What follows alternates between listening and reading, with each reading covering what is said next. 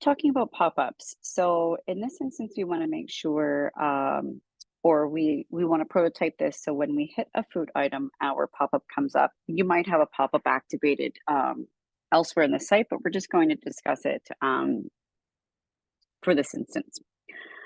So first, before we go ahead and show how to prototype, there are a couple things that I want to bring up.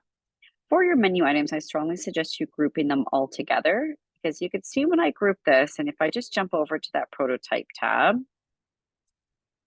for a moment, you can see when I go ahead and I click that, I now have this whole area. So that means if I click anywhere in this blue section, it will link.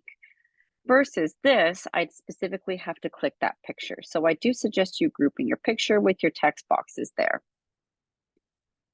Second thing I do want to mention, if your pop-up does not take over your whole page, I strongly suggest you making that pop-up so at least a decent amount smaller so it doesn't almost look like an error. So in this instance, the width of my page is 393 and my pop-up is 345.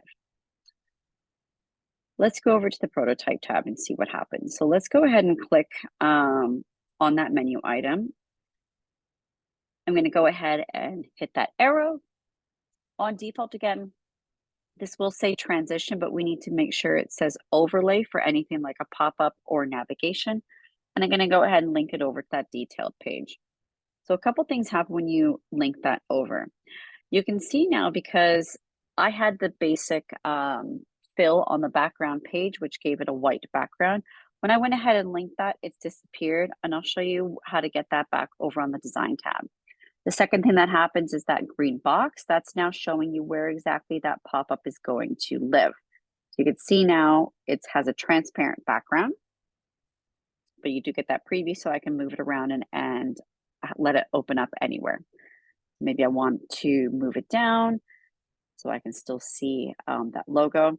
Let's just take a moment and press play so we can see what that looks like. So now it obviously looks like an error. It's just sitting on there and it's missing something from the background, aka that white fill. So if I go back over to my pop-up and I add that fill on there, now it's plunked in there and now at least we can visibly read the copy. But there is still an issue here. The fact that I have a white background on my website and my pop-up opens up as white. So we can solve that a few different ways. We can go ahead and add perhaps maybe a little bit of color to the background. Just going to go ahead and send that to back and take the border off. So now we can see when we press play. So now it shows up in a shaded box. We can do so that way. We can also maybe take it one step further and go ahead and add a border to that box. Now we're adding a little bit more definition so that stands out. And now with the border, you can also decide to maybe just make that background white.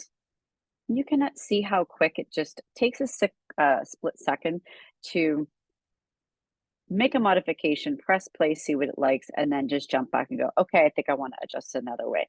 So making sure when you are creating a pop-up, you are defining it with either a little bit of a colored background or a border.